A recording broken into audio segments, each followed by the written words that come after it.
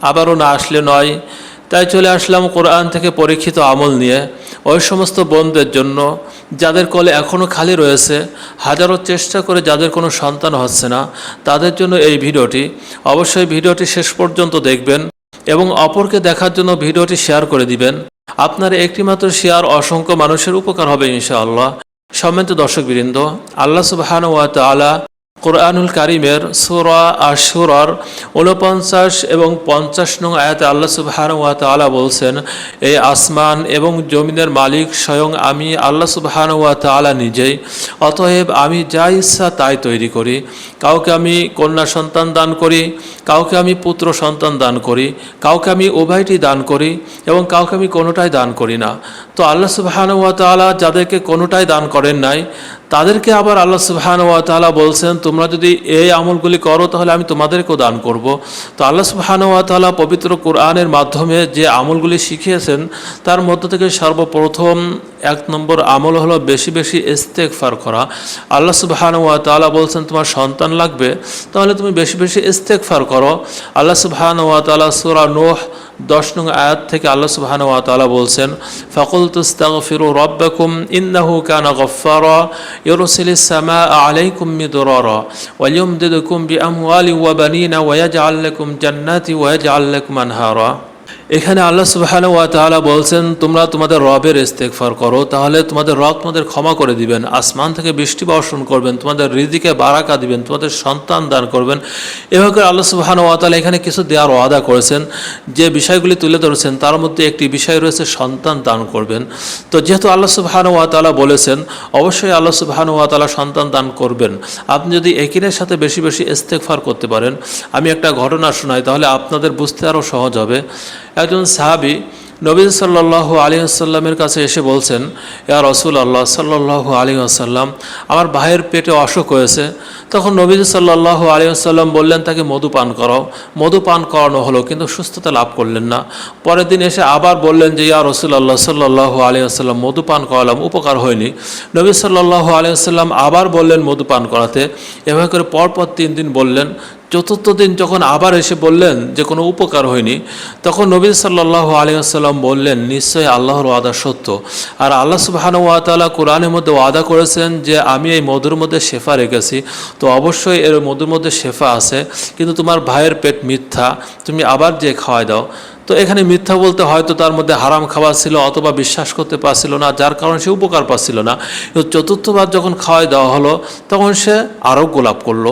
তো আপনি যদি বিশ্বাস করতে পারেন যে অবশ্যই আল্লাহ সুবহানাহু ওয়া তাআলা ওয়াদা সত্য, আল্লাহ সুবহানাহু ওয়া তাআলা বলছেন তুমি ইস্তেগফার করো, আমি তোমাদের সন্তান দান করব, আমি যদি এই বিশ্বাস নিয়ে যদি ইস্তেগফার করতে পারি তাহলে অবশ্যই আল্লাহ সুবহানাহু ওয়া তাআলা সন্তান দান করবেন। ইমাম হাসান বসরি রহমতুল্লাহি আলাই, ওনার কাছে একবার একজন ব্যক্তি এসে বলছেন যে, হুজুর, অনাবৃষ্টির কারণে ফসল নষ্ট হয়ে যাচ্ছে, একটু দোয়া করে দিন।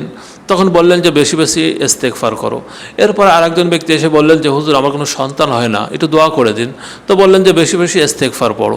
এরপর আরেকজন ব্যক্তি এসে বললেন যে, হুজুর, বর্তমান খুব অভাবের মধ্যে আছি, অর্থনৈতিক মান্দা চলছে, একটু দোয়া করে দিন। বললেন বেশি বেশি ইস্তেগফার করো। এ দৃশ্য ইমাম হাসান বসরি রহমতুল্লাহি আলাইহি যে খাদেম ছিল, সেই খাদেমরা দেখলো, দেখে বললেন যে, হুজুর, ৩ জন ব্যক্তি ৩ রকম প্রশ্ন করলো, কিন্তু উত্তর এক হয় কিভাবে? তখন বললেন যে এই উত্তর তো আমি নিজে দিই নাই, এই উত্তর স্বয়ং আল্লাহ সুবহানাহু ওয়া তাআলা নিজে দিয়েছেন। একথা বলে তিনি এই সূরা নূহের এই ১০ নং আয়াত থেকে তেলাওয়াত করা শুরু করলেন, ফাকুলতু ইস্তাগফিরু রাব্বাকুম ইন্নাহু কানা গফফারা ইউরসিলিস সামাআ আলাইকুম মিদরারা ওয়া ইউমদিদকুম বিআমওয়ালিন ওয়া বানিনা ওয়া ইয়াজআল লাকুম জান্নাতি ওয়া ইয়াজআল লাকুম আনহারা। এখানে আল্লাহ সুবহানাহু ওয়া তাআলা স্বয়ং নিজে বলেছেন, রিজিকরা লাগবে, তোমার রিজিক লাগবে, তুমি ইস্তেগফার করো, তোমার পানি লাগবে, তুমি ইস্তেগফার করো, তোমার সন্তান লাগবে, তুমি ইস্তেগফার করো, তোমার যাই লাগবে ইস্তেগফার করো, আমি তোমাদেরকে দান করব। তাহলে সন্তান না হলে সর্বপ্রথম ১ নম্বর আমল হলো ইস্তেগফার। ২ নম্বর যে আমল, সেটা সূরা আম্বিয়ার ৮৯ নং আয়াত। এখানে আল্লাহ সুবহানাহু ওয়া তাআলা বলছেন, রব্বি লা তাযারনি ফারদা ওয়া আনতা খায়রুল ওয়ারিসিন, হে আমার রব, আপনি আমাকে নিঃসন্তান অবস্থায় একা রেখে দিবেন না, অবশ্যই আপনি উত্তম উত্তরাধিকারী।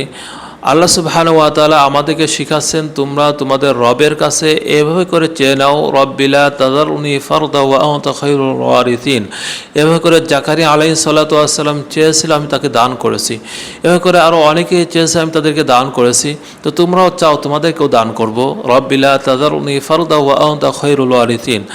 এরপর 3 নম্বর যে আমল, সেটা আল্লাহ সুবহানাহু ওয়া তাআলা সূরা আল ইমরান 38 নং আয়াতে বলছেন, রব্বি হাবলি মিন লাদুনকা যুররিয়াতান তাইয়্যিবাহ ইন্নাকা সামিউদ দুআ।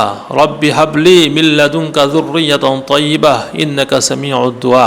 হে আল্লাহ, আপনি আমাকে পবিত্র সন্তান দান করুন, নিশ্চয়ই আপনি সর্বোত্তম দোয়া শ্রবণকারী। আল্লাহ সুবহানাহু ওয়া তাআলা আমাদেরকে বলছেন যে এভাবে করে তোমরা তোমার রবের কাছ থেকে এভাবে করে চেয়ে নাও, রব্বি হাবলি মিন লাদুনকা যুররিয়াতান তাইয়্যিবাহ ইন্নাকা সামিউদ দুআ। এরপর 4 নম্বর যে আমল, সেটা হলো রব্বি হাবলি মিনাস সালিহিন। এটা হলো সূরা সফফাত 100 নং আয়াত, রব্বি হাবলি মিনাস সালিহিন। হে আমার রব, আপনি আমাকে নেক সন্তান দান করুন। আল্লাহ সুবহানাহু ওয়া তাআলা আমাদেরকে শিখাচ্ছেন তোমরা তোমার রবের কাছ থেকে এভাবে চেয়ে নাও, রব্বি হাবলি মিনাস সালিহিন। ইব্রাহিম আলাইহিস সালাতু ওয়াস সালামও এভাবে চেয়েছিল, আমি তাকেও দান করেছিলাম, তোমরাও চাও, তোমাদেরকে দান করব, রব্বি হাবলি মিনাস সালিহিন। এরপরে সূরা ফুরকান, সূরা ফুরকানের 74 নং আয়াতে আল্লাহ সুবহানাহু ওয়া তাআলা বলছেন, রব্বানা হাবলানা মিন আজওয়াজিনা ওয়া যুররিয়াতিনা কুররাতা আ'য়ুনি ওয়াজআলনা লিল মুত্তাকিনা ইমামা। এখানে আল্লাহ সুবহানাহু ওয়া তাআলা সন্তান এবং স্ত্রী উভয়ের ক্ষেত্রে এখানে আলোচনা করেছেন যে তোমার স্ত্রী নাই, তুমি এভাবে দোয়া করো, তোমার সন্তান নাই, তুমি এভাবে দোয়া করো, তাহলে তোমাদেরকে দান করা হবে। তো কোরআনে বর্ণিত যে 5টি আমল বললাম, এই 5টি আমল যদি আপনি একিনের সাথে করতে পারেন, তাহলে অবশ্যই আল্লাহ সুবহানাহু ওয়া তাআলা আপনার দোয়া কবুল করবেন ইনশাআল্লাহ। ভিডিওটি শেয়ার করে অপরকে দেখার জন্য সুযোগ করে দিবেন।